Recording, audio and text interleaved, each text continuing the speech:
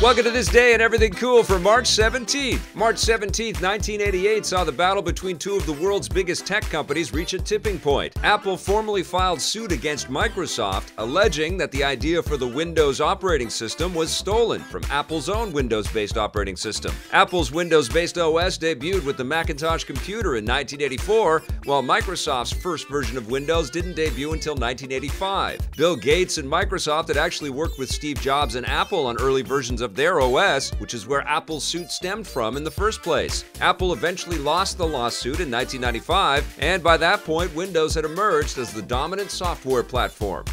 On March 17, 1960, a new era in filmmaking was born. French filmmaker Jean-Luc debuted his major motion picture Breathless, kicking off the French New Wave era in cinema. Movies made as part of the French New Wave are characterized as being more politically and socially conscious than most films up to that point, coupled with an experimental use of avant-garde camera and editing techniques. The French New Wave also popularized the use of a more realistic documentary-style approach to filmmaking, something that has since become commonplace even in big studio movies.